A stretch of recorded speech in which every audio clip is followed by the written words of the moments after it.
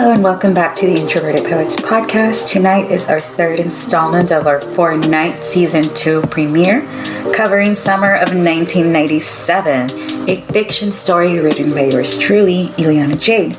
Now, for those of you not familiar with the podcast, we are a safe space for the shy poet or writer who wishes to share their works under a pen name. Si hablamos español y esperamos que alguien envíe una historia o una poema para grabar un episodio en español. Ways to be featured are by submissions to our Gmail at introvertedpoetsociety@gmail.com.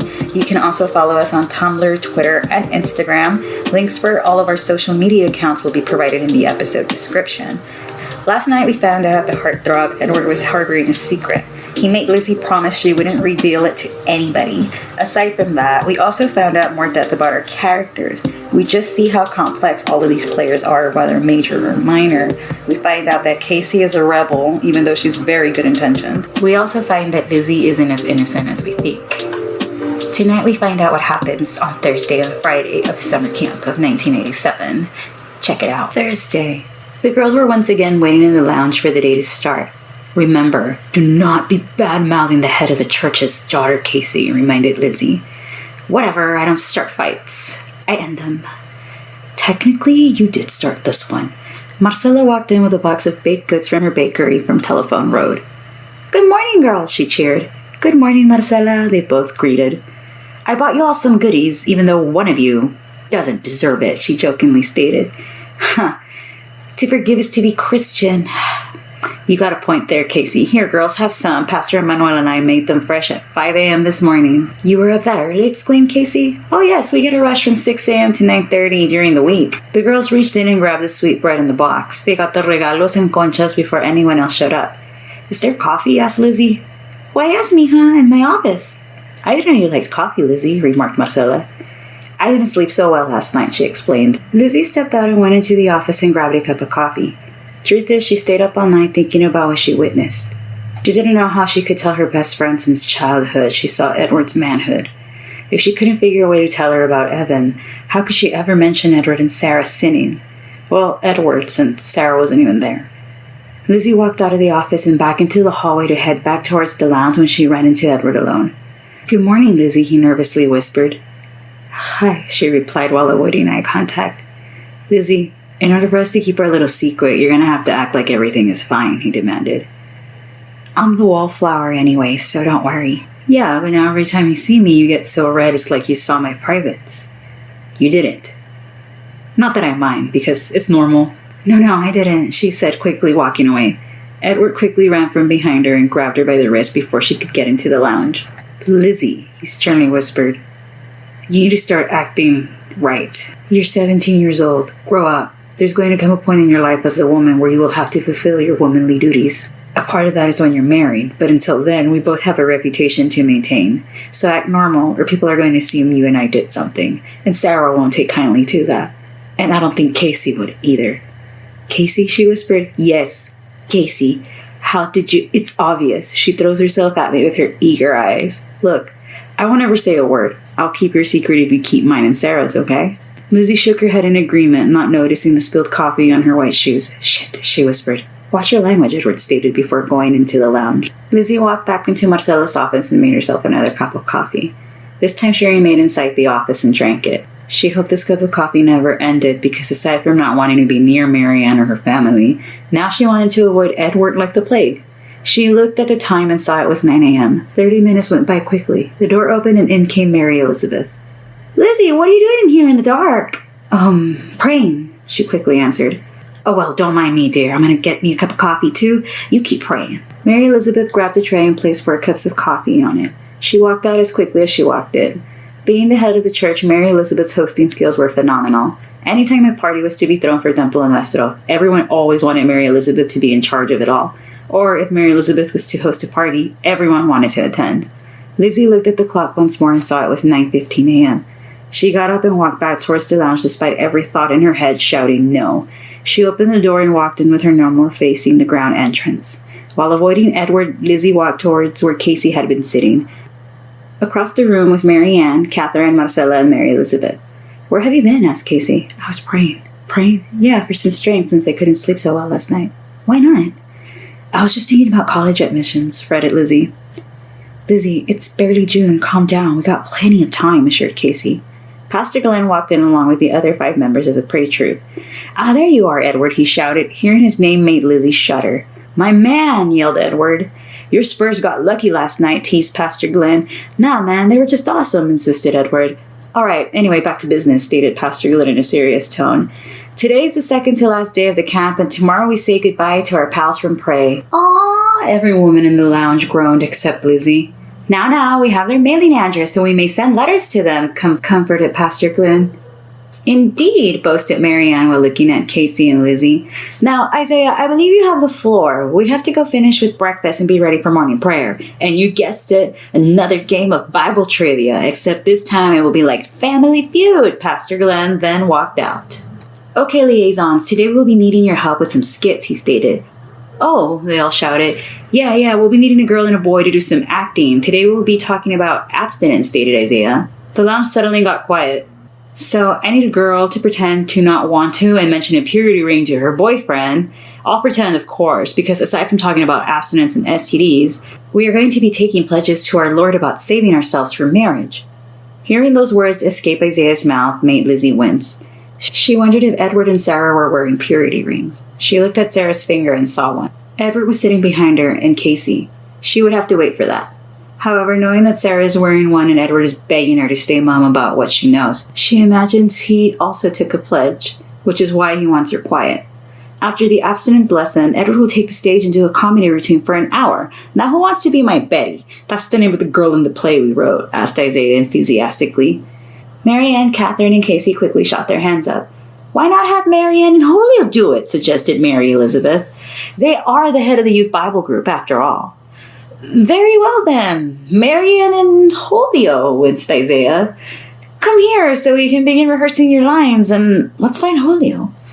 Isaiah and Marianne left the lounge and searched for Julio. He was most probably at the breakfast line helping Pastor Gilbert and Emmanuel also with the custodians. Now the rest of you will be helping us with, you guessed it, props and the pledges, instructed Hannah. We're going to need someone to organize the purity rings, someone to laminate the purity ring pledges, someone to get the black markers ready, and someone to make a backdrop of a starry night. Lizzie and Casey volunteered to be the ones to draw the starry night backdrop since they were familiar with sets due to one-act play. Catherine was in charge of going to the office to laminate the pledges. Edward and Sarah organized the purity rings, Joshua and Marcella gathered the black markers, while Hannah made goodie bags for the Q&A portion of the lecture. Are you going to wait until marriage? Asked Casey. I don't know. You don't know? Shh, Casey, shut up. Sorry, it's you. No, I don't know. I mean, I want to, but what if I meet my husband and we, before marriage? You mean you'll wait until you're engaged? I don't know. I've never thought about it, honestly. I just know it just has to be special. So prom? No. I don't know. It's a big commitment. I mean, what if I take this ring and then I sin? What are you trying to say, Lizzie? All I'm saying is that nobody's perfect. That's exactly right, Lizzie, said an all too familiar voice from behind them. Both girls turned around and saw Edward. Hi, Eddie, excitedly greeted Casey. Hi, quietly added Lizzie. What are you girls talking about? He asked. About the pledge. Oh, okay, I see. I'm studying to get a degree in pastoral counseling. If you all need advice, I'm your man. Really? Asked Casey disappointedly. Yeah, I took the pledge and still going strong. Look at my awesome purity ring, he stated while shoving the ring in both Lizzie and Casey's faces. Take it. It's the best deal you can make with God. He walked away and began rehearsing his comedy routine in front of the other 4 members of the troupe. Why did you sound so glum all of a sudden, Casey? Is he no longer your husband-to-be? Oh, knowing that he wants to be a pastor is just not hot. What do you even mean? Well, pastors are like, Pastor Glenn and Pastor Lucinda. They're not hot. What does that even mean? And purity rings are for nerds. You're only saying that because of Jason. Jason is so dreamy and a jerk. Remember, he told everyone about what you did, Casey. No, he didn't. It was Marianne being jealous as always. Oh, really? According to whom? Jason, of course, stated Lizzie. Now focus and help me draw the stars and the moon. Both girls quietly painted the stars into the dark night and then added the crescent moon on the corner of the backdrop. Okay, that should do it, Casey stated. Should we add city buildings or a grassy hill? Asked Lizzie. Why? Well, like in one act, the background helps set the story, reasoned Lizzie. Yeah, I see what you mean. Do you know where it's even going to take place? Asked Casey. They'll be out in a lover's lane, said Edward. He was standing behind the girls once more. How long have you been back there? Asked Casey. Just got here. I was rehearsing my jokes for the comedy special, he explained. Mary Elizabeth stood in the middle of the room. All right, y'all, it's about 10:30 a.m. We need to go out and help the other pastors and get ready for Bible trivia. Hannah, have you finished the 5 goodie bags for the winner, Shug? She asked. Yes, ma'am, responded Hannah. God bless you, hon, exclaimed Mary Elizabeth. Now, Lizzie and Casey, have you finished the backdrops? Yes, Mary Elizabeth, they both responded. Excellent, girls. Catherine, are you done cutting the laminated pledges? Yes, Mary Elizabeth. Are the rest of you ready? Always, replied Isaiah. Okay, now let's go out there and have some fun in the name of our Lord and Savior, y'all, Mary Elizabeth shouted. She walked out of the lounge and everyone else followed in suit. Casey and Lizzie purposely stayed behind to chat. What do you think a person studying to be a pastor laughs about? Asked Casey. I don't know. Who turned the water to wine with the Pope's ring? Jested Lizzie. Those are Catholics, Lizzie. Both girls began laughing as they made their way into Assembly Hall. Once backstage again, the tranquil mood changed to a more upbeat one. Backstage, Marianne and Julio were sitting on 2 folding chairs rehearsing lines. Julio was pretending to be driving a car. Jason, Mario, Marcus, Michael, Evan, and Henry were all surrounding Pastor Ramiro and Pastor Gilbert laughing. Not knowing what to do, the girls stood looking around the backstage. Wow, not like the lounge, awed Casey. Was it like this yesterday? Not even close, answered Lizzie. What do we do? Nothing. You just wait until you're needed like good little liaisons, Edward once more said from behind the girls.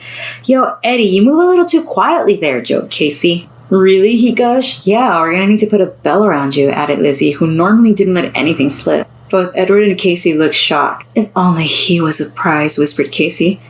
Girl, I thought you didn't like him anymore, asked Lizzie. Well, after right now, I do again, declared Casey. Ay, Casey, que te entiende, Lizzie jokingly stated. That's correct, shouted Edward over the speakers. He ran out into the crowd and handed a goodie bag to a little girl who was standing up next to Marcella. The time was now for lunch. Girls, if you could help out with handing out the sack lunches, that'd be great, ordered Mary Elizabeth. Both Casey and Lizzie went outside towards the parking lot where the crates of milk and brown bags had been placed. Just the 2 of us for nearly 600 kids, asked Casey. I'm sure they'll send someone to help us, assured Lizzie. Did you do this yesterday? No, but if 4 pastors and 4 students needed to handle it, I'm sure we'll be fine, Lizzie reassured. Just then, the door of the assembly halls bursted open and came out Edward, Isaiah, Sarah, Joanna, Hannah, Joshua, Evan, Henry, Julio, Marcus, Mario, and everyone else who was backstage to help the girls hand out the lunches and the milks. Edward got in the crate next to Lizzie, and Sarah stood next to Edward. From time to time, Lizzie would catch Edward shooting glances at her, almost as if he was trying to make sure Lizzie never breathed a word to Casey about the day before. 1 p.m. Okay, that was a successful lunch, y'all, thanked Mary Elizabeth. Thank the heavens for you all. May you forever stay blessed. The youth leaders, prayer troop, and pastors all headed back to the assembly hall for the talk on abstinence. Lizzie and Casey stood on the wings of the stage and watched as Isaiah took center stage. The remaining 5 stood behind him. Boy, that was an amazing lunch, wasn't it? I don't know about you all, but I sure do love me a good submarine sandwich with mustard.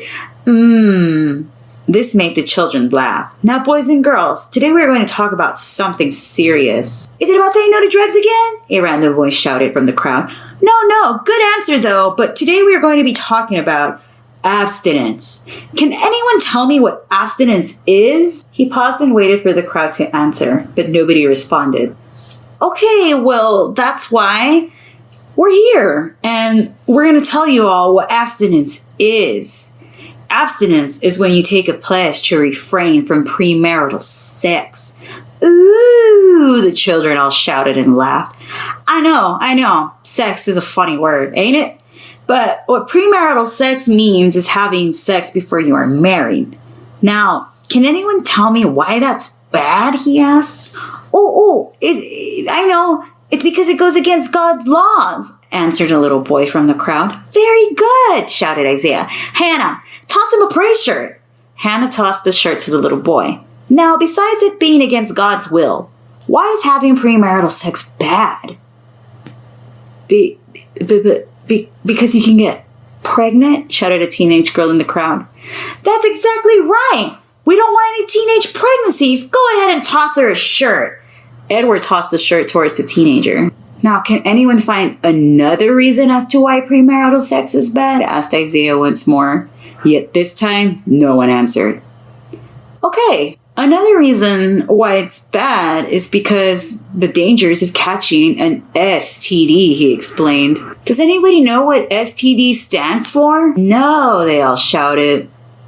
Well, STD stands for Sinfully Transmitted Diseases, he jokingly stated, to which the crowd laughed. Just kidding, just kidding. It stands for Sexually Transmitted Diseases. You see, kids, most of the time when people are having premarital sex, they're not using protection or prayer, and therefore they end up getting pregnant or catching STDs. Ooh, they once more stated. Yeah, so today we'll be explaining about the STDs, dangers of premarital sex, teen pregnancy, and what you could do to stay safe from the wrath of God and STDs. Isaiah went on explaining the various infectious diseases one can get via sex, such as gonorrhea, chlamydia, herpes, genital warts, syphilis, etc. He even talked about peer pressure and how temptation will try to mess with the best of them. Now, boys and girls, we are going to show you a skit about peer pressure, he announced. Onto the stage ran Marianne and Julio holding their folding chairs. Then Joshua and Edward quickly dragged the lovers' lane backdrop onto the stage. Julio began pretending to drive with his arms extended as if they were truly at a driver's wheel. Hey, babe, it's a nice night, he said. Thank the Lord it is, responded Marianne in a fake voice. Look at the beautiful night sky. Almost as beautiful as you, babe. Julio and Marianne pretended to make out on stage. Ooh, erupted from the crowd. You ready to go all the way, babe? I don't know. I did promise God I'd save myself for marriage. Come on, babe. All the other guys on the football team are doing it with cheerleaders. Why not us too? Pause, shouted Isaiah. Boys and girls, what Julio is doing is called what? Peer pressure, they all shouted in unison. And what is Marianne referring to? Abstinence! Again, they shouted. Now, if you were Marianne and Julio, what would you do? He posed. Pray, one shouted. Leave the car, another joked. Those are good answers, but what Marianne should do is not only set the limits because, girls, it's your duty, but remind Julio of STDs. Now, a way to protect yourself from STDs and the Lord's wrath, Julio and Marianne are going to do something now. Watch and pay attention, boys and girls. Julio and Marianne resumed their acting. Well, I know, but they didn't take the pledge I did at Templo Nuestro Christian Church, and I don't want to upset God. Flee the evil desires of youth and pursue righteousness, faith, love, and peace, along with those who call on the Lord out of a pure heart. I know that, but a pledge? Upset God? How? I don't want to upset God. Yeah, I signed this paper and promised God I would refrain from having sex and save myself for marriage. Oh, how do I take a pledge? I don't want to burn in hell, said Julio. You sign right here, and once you sign it, you wear this ring too. A ring? He asked.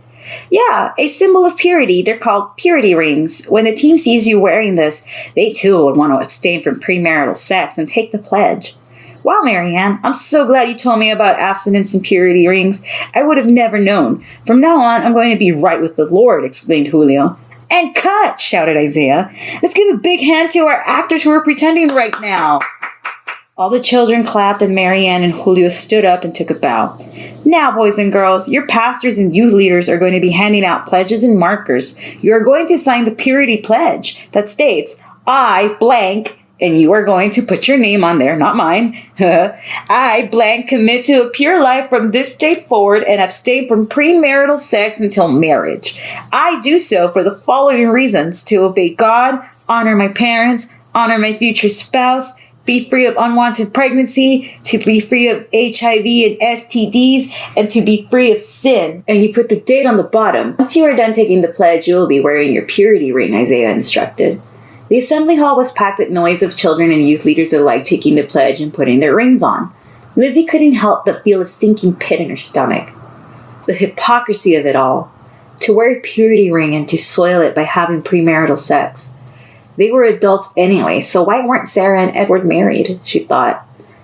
Being an adult is complicated. Okay, boys and girls, are we done with our pledges? Asked Pastor Glenn. Yes, they shouted. Okay, good. Now we have a special treat for you all. We have a comedy routine by Edward. Now please help me welcome him onto the stage with a big round of applause, instructed Pastor Glenn. The children applauded and cheered as Edward made his way onto the stage while simultaneously clapping and dancing robotically to music. The music cut. Hello, hello. Good afternoon, Templo Nuestro Christian Church, home of the Houston Rockets and awesome space cadets. Can I get a whoop whoop? He shouted into the microphone. Whoop whoop, they all shouted. Today I'm going to be telling jokes because aside from being a part of this wonderful pray group, I'm also a world-traveling motivational speaker. So I go around place to place and say jokes in many different languages and talk to kids like you. Ooh, yeah, I can speak 7 different languages, he stated to the already amazed crowd. The routine went on for about an hour. By the time Edward was done, it was time to load the buses once more. The children moved faster and faster, and the process became easier with each passing day. The good thing is that tomorrow, Friday, was their last day. Thank the Lord we are done for today, sighed Casey. Amen to that, replied Lizzie. Both girls walked back to the administration building and waited for Casey's dad to come for them once more. It had been 4:15 p.m. and still no sign of Mr. Fuentes. A door opened and out came Marcela. Casey, your dad got held up at a meeting. He said for you girls to take the bus back home. We've never taken the bus before, added Lizzie. It'll do you some good. You'll get to see the city. How do we get home using the bus? Asked Casey. You're going to take the bus here and ask for a transfer at the station to New Caney. You'll get to see downtown Houston. Only 50 cents too, exclaimed Marcela. Wow, you know a lot about buses, Marcela, said Casey. Rode them all the time to Galveston and back when I was your age. Heck, I even jogged on the beach. You ran track too? Oh no, I just wanted to look like Farrah Fawcett. Who? Never mind, girls. Take the 1:15 in 20 minutes. Go wait at the bus stop. She handed Lizzie $1 in quarters. See you tomorrow, si Dios quiere. Both girls took off towards the bus stop. 20 minutes in and the 1:15 sure did show up. Both girls boarded the bus, handing the 50 cents into the coin collector. They saw the last seat of the bus empty and made their way towards it. They sat down and began moving, looking at the city skyline off of the I-45 heading towards downtown Houston. Wow, that's so many cars, odd Casey. Yeah, nothing like the toll roads our fathers take. It's a lot more traffic. Think about it as an adventure, reasoned Lizzie. It was a good 3 hours before the girls headed back home. They had to wait 45 minutes for the 137 to New Caney, but it had a flat, so they had to wait an hour for it to be repaired. It was 7 p.m. Mija, where have you been? Asked Maria. Nowhere, Mommy. Just the bus took forever. Ay, Diosito Santo, thank God you're okay. Are you going to go out running still? Claro que sí, Mommy. Casey ran upstairs and got dressed for running. She waited outside for Lizzie. Lizzie came out and they both took off running, once more making their way towards Pastor Glenn's estate. What's the plan for tonight now, Case? The same one as Tuesdays. He has a girlfriend. And they can break up. I don't think so.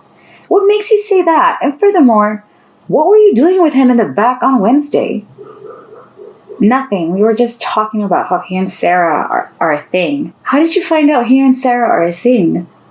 Okay, I didn't want to tell you this, but I figure since tomorrow is the last day they'll be here, I might as well just tell you, explained Lizzie. Tell me what? Asked Casey. There's this creek behind the church that I love to go to. Why? To pray. Pray for what? Focus, Casey. After the skits on Wednesday, I didn't know where you were, so I decided to ditch bus loading. What a rebel! Shh! I was going back there and I saw Edward and Sarah doing it. Shh! Keep your voice down. We are almost there and he could be out running. But no, not exactly. Then what did you see? Edward with Sarah? No, but this is super embarrassing. Just spit it out, Lizzie. He had his pants down and... Oh my God! Did you see his thingy? Lower your voice. I don't want anyone knowing, but yes, and it wasn't a thingy, but a thing, Lizzie emphasized. Oh wow, I want to see. Not the point, Casey. Well, what is the point then? What did you do? What did he say? Remember that I saw him first. Is this why you didn't want to take the purity pledge earlier? Oh my gosh, Casey, that is not the point. Just listen and let me finish telling you the story. Look, nothing happened. I panicked and screamed, and he got scared too. We both shouted, and he quickly picked up his pants. When I asked why he was there, he said he was waiting for Sarah. But didn't we sign that? Yeah, I know. And don't they wear a So it isn't that I did something with him. It's just that if he and Sarah can wear a ring and still be active and be in the position they're in, why can't the rest of us do the same? Who makes these rules? Well, it's just a paper, Lizzie. If you pray to God for forgiveness, he'll forgive you, said an all too familiar sounding voice behind the girls. Okay, we're going to take a short break. Check out these ads. Hey there, Ileana Jade here. Need some more quality podcasts about writing with a little panache? Why not check out my friend AJ Ortega's podcast, Writers and Fighters? Same places you find this one on, and also on Apple Podcasts. Tune in as AJ breaks down fights from MMA, boxing, and also interviews both writers and fighters. Hello there. If you're into streaming and gaming, why don't you check out my buddy Keith's Twitch account at II_Project_K, and also my buddy SCult23. Information will be provided in the episode description below. Enjoy!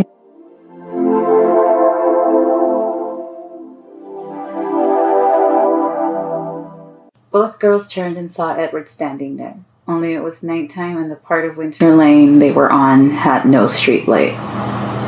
I thought you could keep a secret, growled Edward.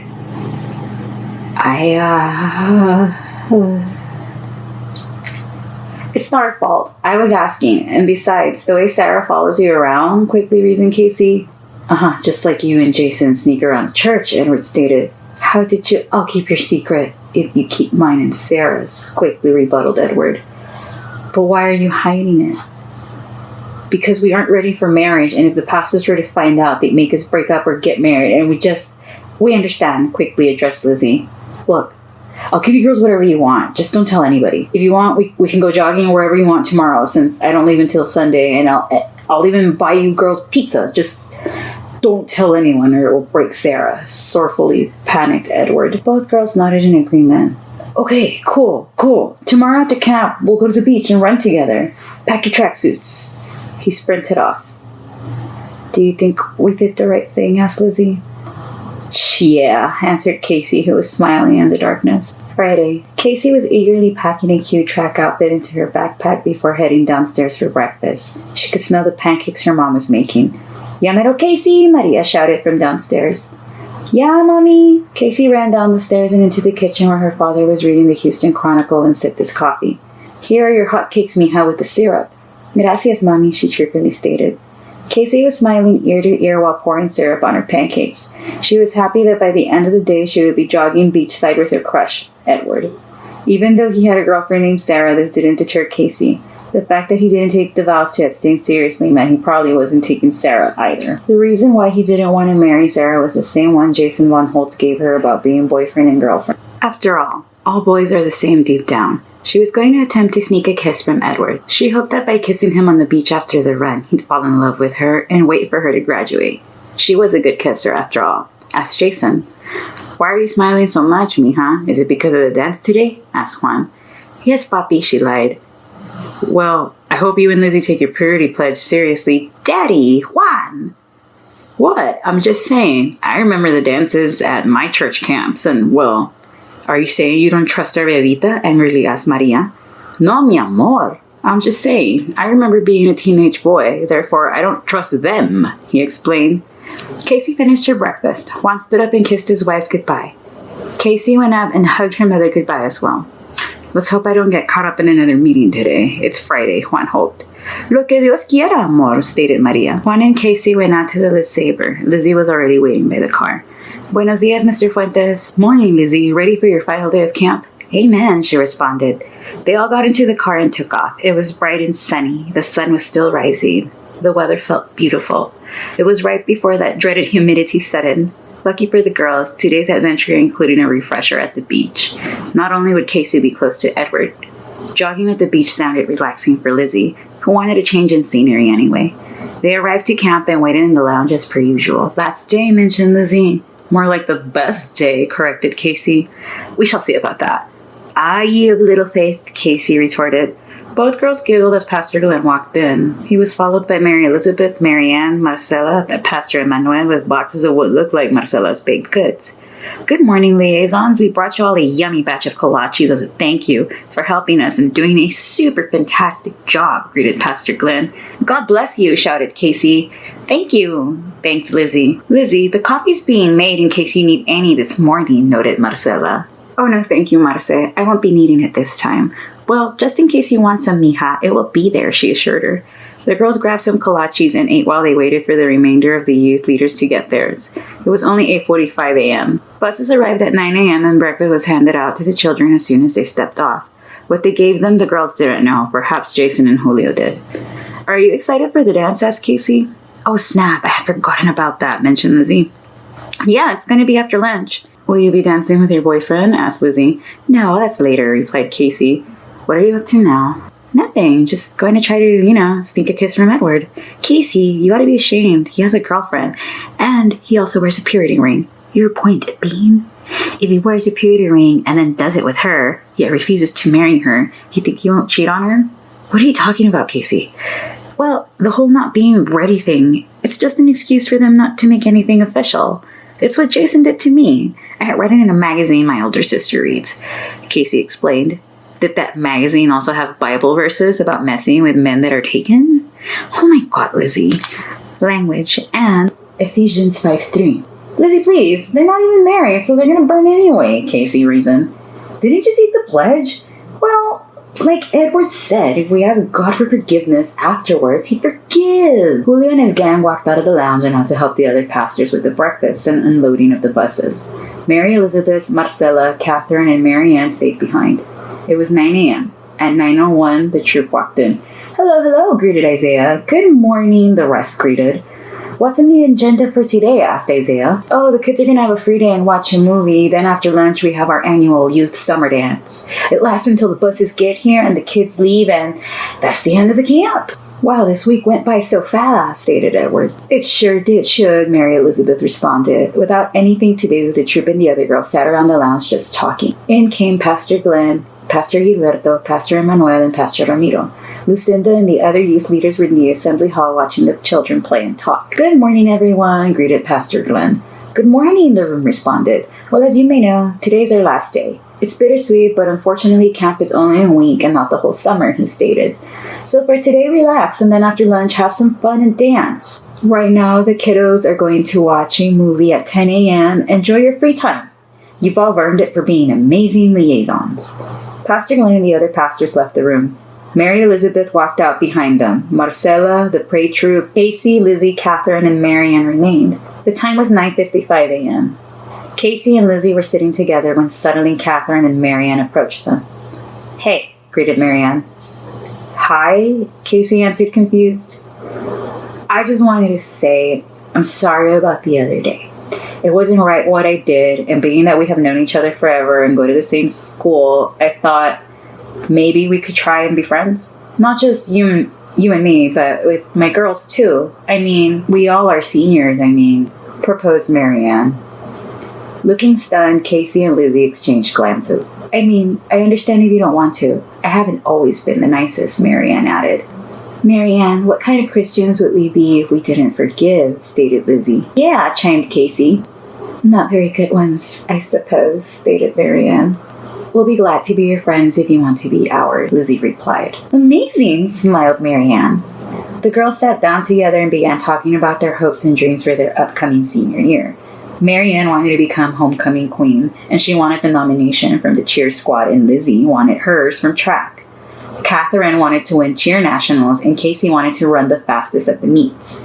Amongst them talking, time went by even faster. By the time lunch rolled around, the girls were tired of being cooped up inside. They wanted to have their lunch elsewhere. It was their last day. Hey, I know a spot where we can go eat, mentioned Lizzie. Where? Asked Catherine, who was walking beside Marianne.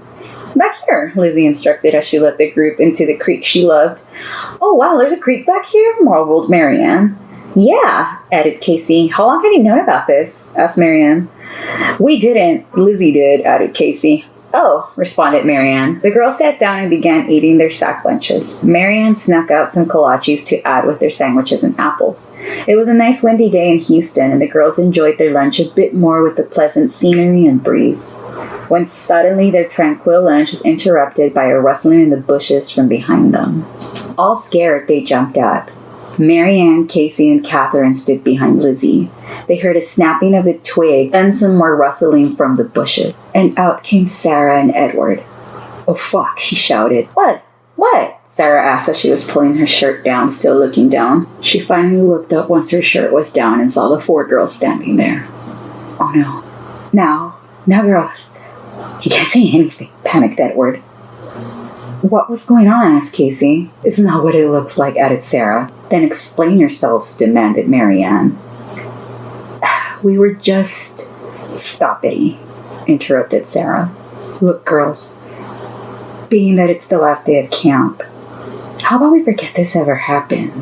Besides, I don't think you all are even allowed to leave the church," she reminded. The 4 of them stood looking at Edward and Sarah. They knew that if they told Pastor Glenn what they'd witnessed, they'd be in trouble for leaving the premises, as opposed to helping with the lunch lines.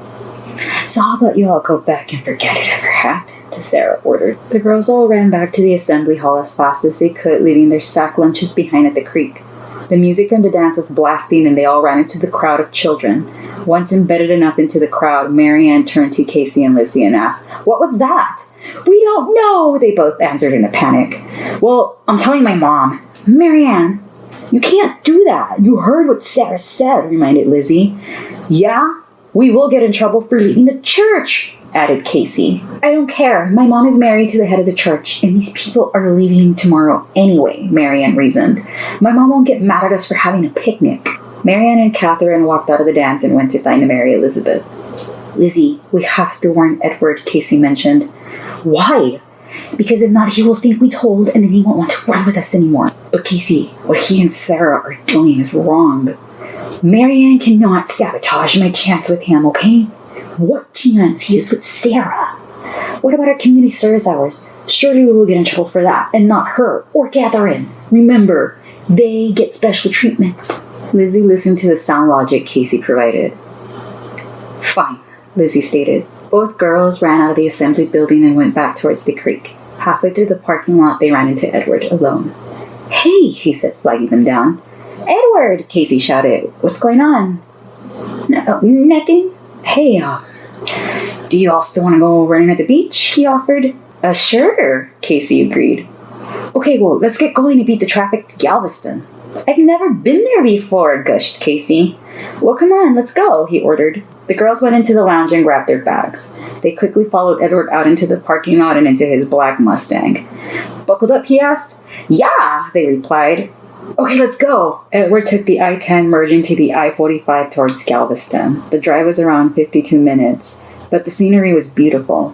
They passed the NASA Space Center, which was something Lizzie and Casey had never seen before. The highway was surrounded by the ocean, which was shining beautifully.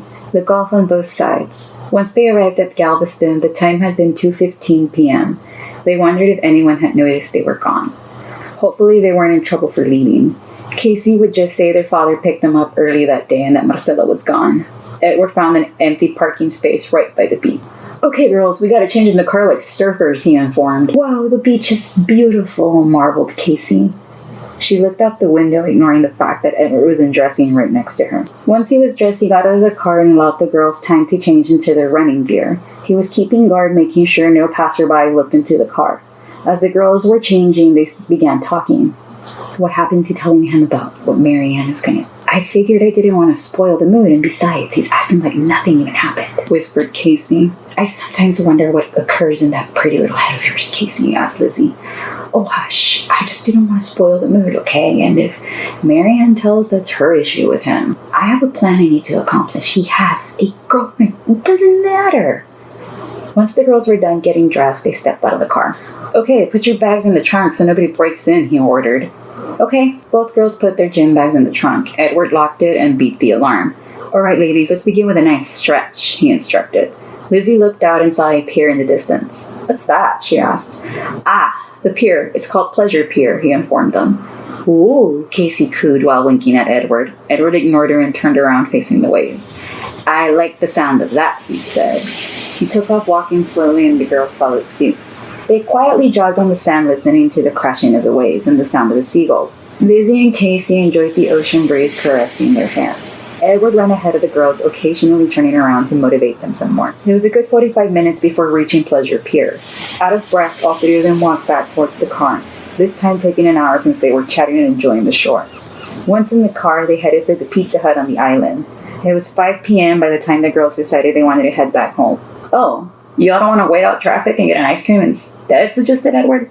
I mean, Houston to New Caney traffic doesn't die down until about 7, and well, dinner isn't until 8.